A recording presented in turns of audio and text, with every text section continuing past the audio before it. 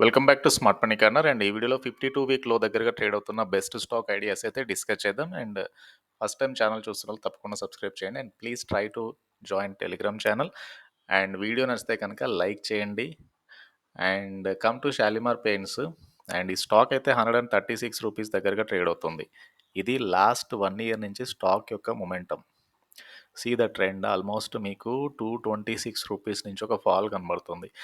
So somewhere if it consolidate nearly 130 పైనుంచి స్టాక్లో ఒక అప్ ట్రెండ్ కనబడుతుంది. కాబట్టి హోప్ఫుల్లీ నేను అనుకుంటున్నాను ఈ కరెక్షన్ ఏదైతే ఉందో కరెక్షన్ తర్వాత మళ్ళీ ఒక అప్ ట్రెండ్ అయితే ఎక్స్పెక్ట్ చేయొచ్చు. సో ఎందుకంటే మీకు లాంగ్ టర్మ్ చార్ట్ చూస్తే కనుక మంచి అప్ ట్రెండ్ కనబడుతుంది. సో సమ్వేర్ స్టాక్లో అప్ ట్రెండ్ మొదలైతే కనుక ఈజీగా మీకు మంచి రిటర్న్స్ వచ్చే ఛాన్స్ అయితే ఉంది. సో షాలిమార్ పెయింట్స్ ఒకటి డెఫినెట్గా వాచ్ లిస్ట్లో పెట్టుకోవాలి.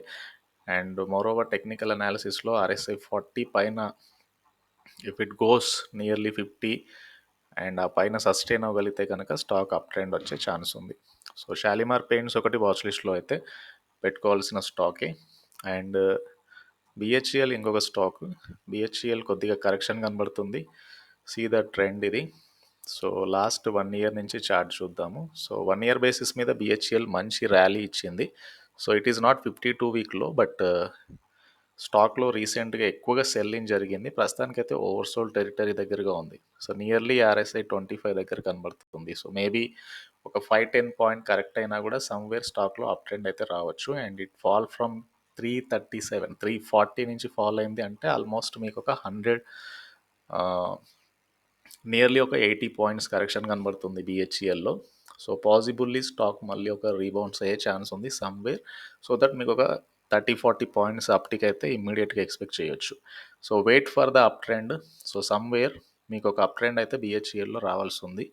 So this is about BHEL limited. And BHEL rally ఇచ్చిన స్టాక్ లాస్ట్ 1 ఇయర్ నుంచి. బేసికల్గా ఏంటంటే ఈ మెట్రో ప్రాజెక్ట్ ఆర్డర్స్ వస్తున్నప్పటి నుంచి బిహెచ్ఈఎల్లో మంచి ట్రెండ్ అయితే కనబడుతుంది. సో ఎక్కువగా మెట్రో రైల్ కోచెస్ని వీళ్ళు తయారు చేస్తున్నారు. వందే భారత్ కోచెస్ని కూడా తయారు చేస్తున్నారు.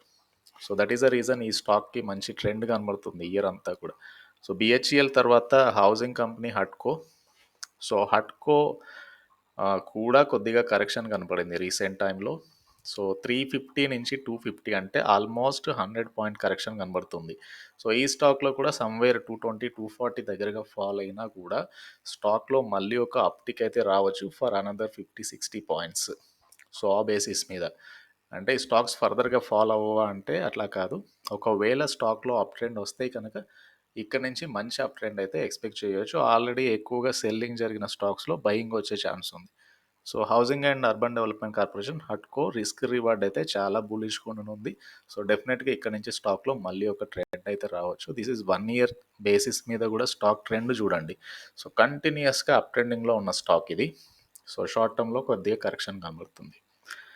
అండ్ కమ్ టు హట్కో తర్వాత IOB. So Indian overseas bank.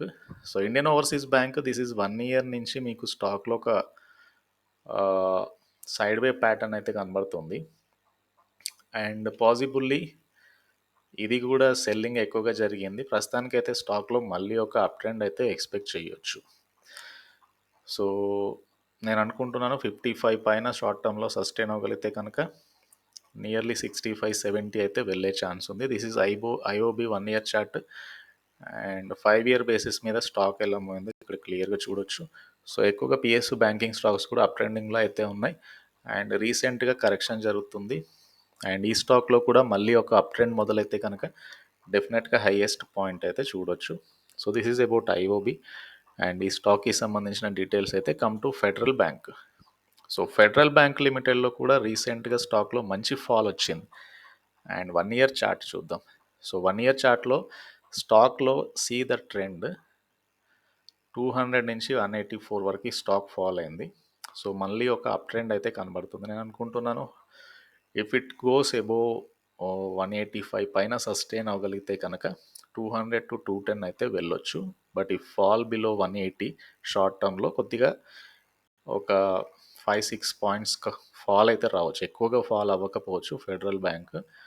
And ఎందుకంటే ఆల్రెడీ ఇది కరెక్షన్ జరిగిన స్టాకే. అండ్ 1 ఇయర్ చార్ట్ ఇది. 5 ఇయర్ బేసిస్ మీద స్టాక్ ఇది. సో 5 ఇయర్ బేసిస్ మీద స్టాక్ ఎలా పోయింది ఇక్కడ క్లియర్గా చూడొచ్చు. And even long term charts కూడా క్లియర్ అప్ ట్రెండ్ అయితే ఇండికేట్ చేస్తున్నాయి. అండ్ ఆల్రెడీ నిన్న మార్కెట్స్ కొద్దిగా వీక్నెస్ నుంచి తేరుకున్నాయి.